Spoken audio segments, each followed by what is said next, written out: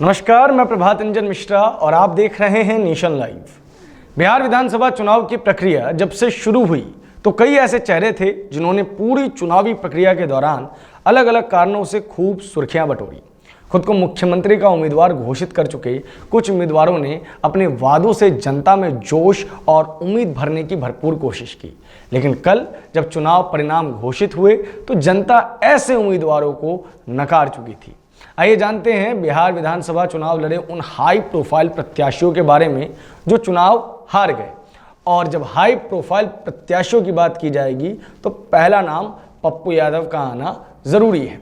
जन अधिकार पार्टी के अध्यक्ष और ग्रैंड अलायंस की तरफ से मुख्यमंत्री पद के उम्मीदवार पप्पू यादव कोसी सीमांचल क्षेत्र के एक मजबूत और जमीनी पकड़ वाले नेता माने जाते हैं। पप्पू यादव बिहार की मधेपुरा सीट से विधानसभा चुनाव लड़ रहे थे। पूरे चुनाव के दौरान उन्होंने बिहार भर में घूम घूम कर अपने पार्टी प्रत्याशियों का प्रचार किया और जनता से बिहार को 3 वर्षों में बदल देने का दावा किया।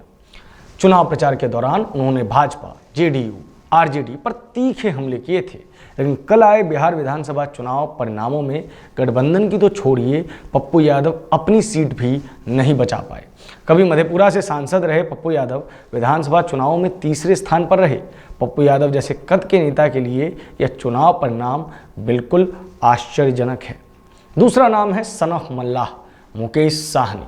काफ़ी चर्चा में रहे, पहले महागठबंधन के साथ थे, उनकी प्रेस कॉन्फ्रेंस को छोड़कर गए, तेजस्वी यादव के डीएनए में खोट होने की बात कही और अचानक से लाइमलाइट में आ गए।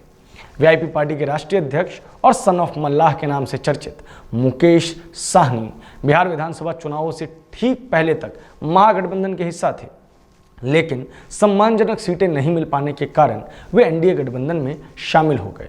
उनकी पार्टी ने 11 विधानसभा सीटों पर चुनाव लड़ा और 4 सीटों पर जीत हासिल की, लेकिन सिमरी बख्तियारपुर से चुनाव लड़ रहे मुकेश साहनी खुद चुनाव हार गए। महागठबंधन की तरफ से खुद को उप मुख्यमंत्री प्रत्याशी बनाने की मांग रखने वाले मुकेश साहनी को राष्ट्रीय जनता दल के उम्मीदवार यूसुफ सलाउद्दीन ने 1470 वोटों से हराया। अब बात करते हैं उस चेहरे की जिस चेहरे ने जब बिहार में दस्तक दी तो बिहार में आने से पहले शायद बिहार के अखबारों पर दस्तक दी। उन्होंने फुल पेज का विज्ञापन दिया और विज्ञापन में खुद को मुख्यमंत्री पद का उम्मीदवार बताया। जी हाँ, हम बात कर रहे हैं पीपीसी की, यानी कि पुष्पम प्रिया चौधरी की। खुद को बिहार का मुख्यमंत्री प्रत्याशी घोषित कर बिहार की राजनीति में कदम रखने वाली द प्लूरल्स की राष्ट्रीय अध्यक्षा पुष्पम प्रिया चौधरी बिहार विधानसभा चुनाव के दौरान सर्वाधिक चर्चित प्रत्याशी थी। उन्होंने 2 सीटों बिस्फी और बांकीपुर से विधानसभा चुनाव लड़ा था, लेकिन दोनों ही सीटों पर बहुत ही शर्मनाक हार का उन्हें सामना करना पड़ा है। अपनी जमानत भी वो नहीं बचा पाई है। बिस्फी में उन्हें मात्र 1509 और बांकीपुर में मात्र 5176 मत मिले। हार के बाद उन्होंने ईवीएम पर दोष मढ़ा है। आज उनका नया स्टेटमेंट आया है। उन्होंने कहा, मैं, बिहार और बिहार का भविष्य तीनों हार गए। अब बात करते हैं शत्रुघ्न सिन्हा के पुत्र लव सिन्हा की।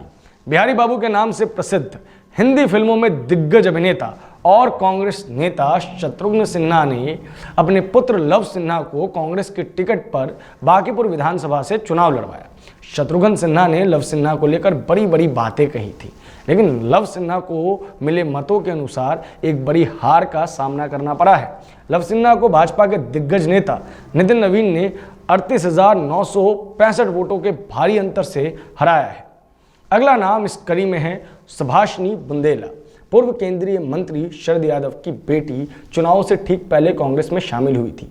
कांग्रेस ने उन्हें बिहारीगंज विधानसभा से अपना प्रत्याशी बनाया था। चूंकि सुभाषिनी राजनीतिक दिग्गज शरद यादव की पुत्री थी, इसलिए चुनावों के दौरान वे काफ़ी सुर्खियों में रही, लेकिन कल ये चुनाव परिणामों में उनको करारी हार का सामना करना पड़ा। उन्हें जेडीयू के निरंजन कुमार मेहता ने लगभग 20,000 मतों से हराया है। जल्दी हम आप तक बिहार चुनाव का नया सेगमेंट लेके आएंगे, जिसमें कुछ ऐसी सीट्स की बात करेंगे जहां पे हार का अंतर बहुत छोटा रहा और वो सीटें जो हाई प्रोफाइल रही। देश और दुनिया की सभी बड़ी खबरों के लिए हमारे साथ बने रहें और हमारे चैनल को सब्सक्राइब करना ना भूलें। धन्यवाद।